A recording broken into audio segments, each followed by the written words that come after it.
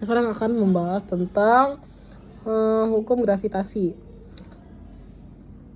Jadi, Newton menjelaskan bahwa setiap partikel di alam masing saling tarik-menarik dengan partikel lain yang besarnya sebanding dengan perkalian massa kedua partikel dan berbanding terbalik terhadap dua kuadrat jarak kedua partikel.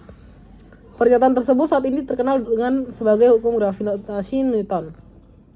Di mana menurut Newton dalam bidang mekanika klasik atau sering juga disebut mekanika Newton, benda apapun yang berada di atas atmosfer akan ditarik oleh bumi. Itulah mengapa kita nggak bisa terbang kayak astronot yang lagi di luar angkasa. Dan kenapa naik tangga lebih capek daripada turun tangga? Gaya gravitasi adalah salah satu faktornya. Karena pada umumnya setiap benda yang memiliki massa selalu ada gaya gravitasi. Secara sistematis kalian bisa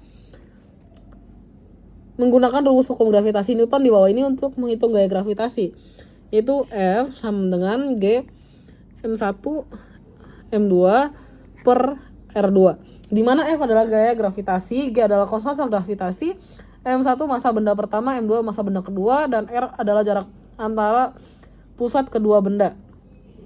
Medan atau percepatan gravitasi, medan gravitasi atau percepatan dipengaruhi oleh gaya gravitasi, di mana besarannya dinyatakan sebagai kuat medan gravitasi, yaitu gaya gravitasi tiap massa medan gravitasi atau bisa disebut juga percepatan gravitasi.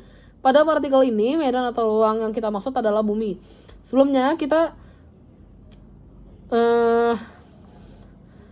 mengetahui bahwa berat benda di permukaan bumi sama dengan gaya gravitasi yang bekerja.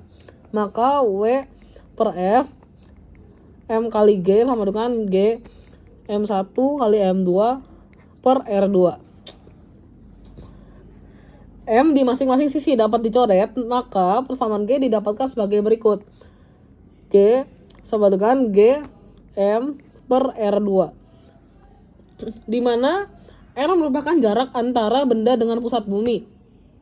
Itu dia rumus medan gravitasi. Ada hukum Kepler juga. Jadi hukum Kepler adalah setelah adanya gaya penemuan mengenai gravitasi yang ditemukan oleh Isaac Newton. Jadi, hukum satu Kepler. Pada hukum pertama ini, Kepler menyatakan bahwa semua planet bergerak pada lintasan elips yang mengitari matahari, di mana matahari terletak pada salah satu titik pusatnya.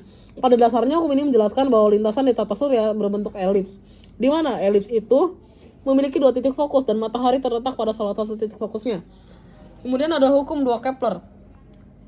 Pada hukum kedua ini, Kepler menyatakan bahwa luas daerah yang disapu oleh garis antara matahari dan dari planet adalah sama untuk setiap periode waktu yang sama. Pada dasarnya, hukum ini menjelaskan bahwa karena lintasannya berbentuk elips, suatu planet tidak memiliki jarak pasti. Yang ada adalah titik terjauh atau titik aphelion, titik terdekat atau titik perihelion, dan rata-rata jarak ke matahari, di mana kecepatan orbit akan melambat pada saat berada aphelion dan akan lebih cepat pada perihelion.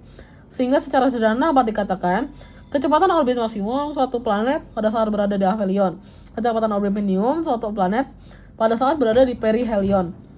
Hukum 3 Kepler. Pada hukum ketiga ini, Kepler menyatakan bahwa kuadrat periode suatu planet sebanding dengan pangkat 3 jarak rata-ratanya dari matahari. Pada dasarnya, hukum ini menjelaskan mengenai revolusi planet mengelilingi matahari. Planet yang letaknya lebih jauh dari matahari juga akan memiliki periode orbit yang lebih lama. Dan sebaliknya secara sistematis dapat dituliskan sebagai berikut. Jadi T1 per T2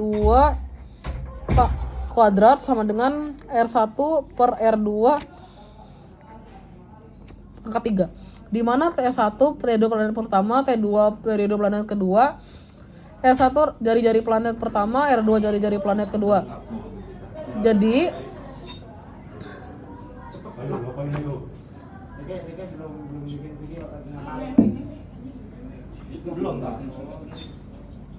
itu penjelasan singkat mengenai hukum gravitasi Newton dan Kepler.